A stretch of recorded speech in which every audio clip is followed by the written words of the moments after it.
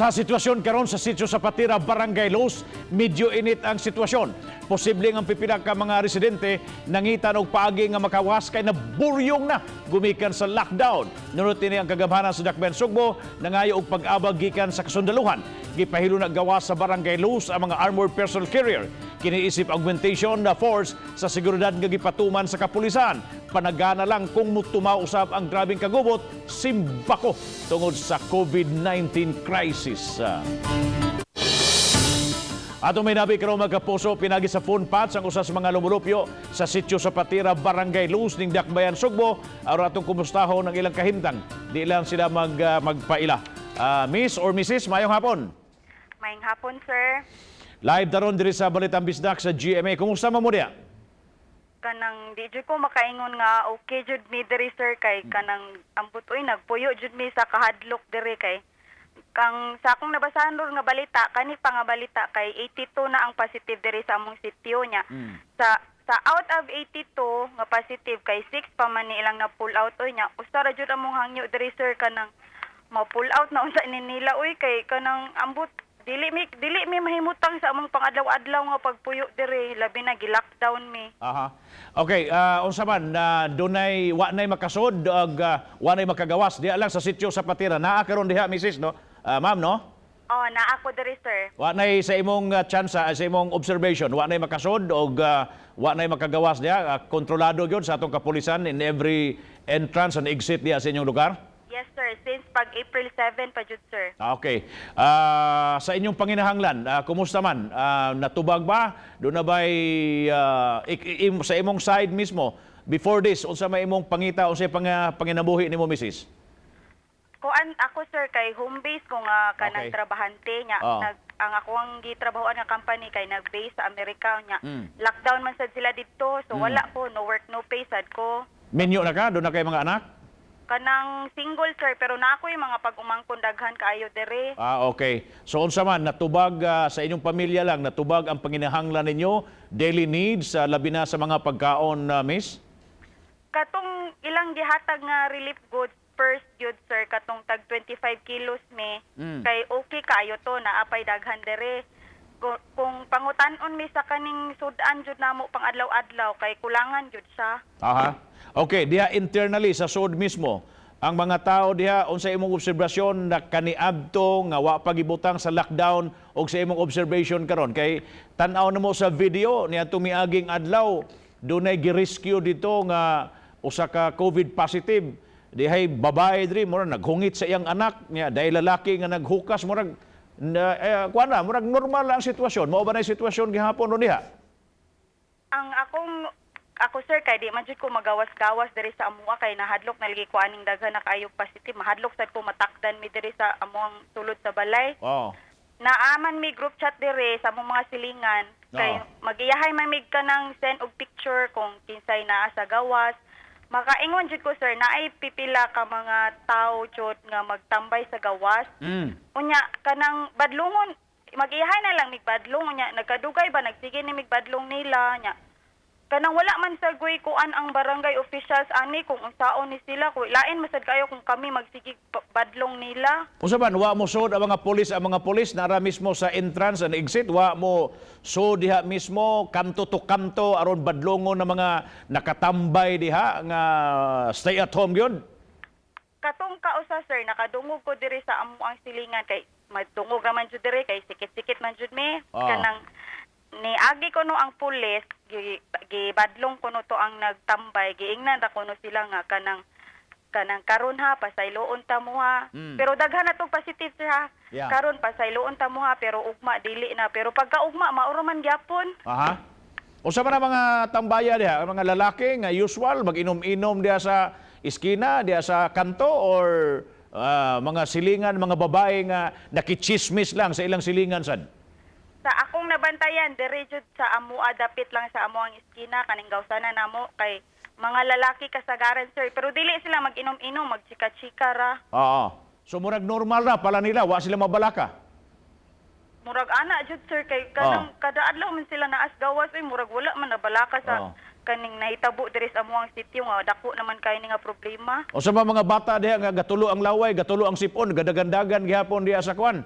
Kay mao man ni picture diya sa informal settlers sa miss. Mao gihapon? Sa kanang mga bata, sir, dili ko kakuan ana, sir, basin dito na sa lain nga part. Kay kami, diri man mi dapit kilid sa kaning naay seminaryo. Okay. Aha. Tinuod na nga manglayas na kuno, nanglayat na kunong uban diya sa pader seminaryo og diri sa Ayala side. Wala, sir, oy, kay ngano, ingon sila kuno, ang luyo kuno diri sa seminaryo, diri kuno sila nang layat kanang kung ako'y pasultion, dili jud sila makalayat diri, sir, kay dagko kayog paril diri, usapod kay daghan pod kayog kanang military nagbantay diri. Oo. So, wala jud nakaikyas namo maski usa. Pila man ka book entrance diya? Asa kanang BIR mao na no, kanang eskwelahan, apil na ba na? Mao na ba ang lugar diya? Kaning na-eskwelahan, sir, after sa eskwelahan, kaning tupad jud in between sa eskwelahan ug Mio, kani amua. Oo. Kana nga entrance nya diri pod sa kaning lusot sa may seminaryo kani bitang atbang jud sa Crown 7 building. Okay. Oh, dere mao ni ang mga exit ug entrance namo. Layo na to og sementeryo, Kabantan. Layo ra to, sir, mo agi pagkuan. Naa pa man toy murag eskwelahan dira sa may luyuan ng BIR mas siguro. Layo ra jud ang menteryo dere. Pero karon entire barangay Los na ang gibutang sa lockdown, no? So dako-dako na ning area. Oh, sir, karon nakabalita ko nga kanang entire barangay Luz na jud ang gi-lockdown daw kay naamo ko'y gitrabaho go dito sa taas. Okay, so unsa may inyong panginahanglan karon nga maybe nakamonitor ang ato mga city officials o barangay officials at least man lang makontrol ng gidaghanon kay murag na sentro mo ron diya mo ni kumbaga ground zero na ang inyong lugar, miss. O lagi, sir, ang amua lang yung kung ano kanang amuang kinahanglan jud diri, sir, kaning mga pang-adlaw-adlaw na mo nga pagkaon kanang like mga prutas, mga vitamins sa mga bata o sa mga tiguwang, mga gatas o utanon.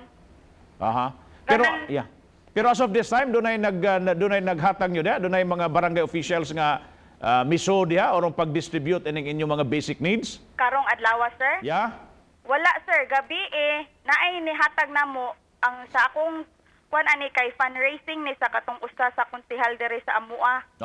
Kanang naghatag siya og utanon og usa ka loaf nga slice bread gabi. Okay.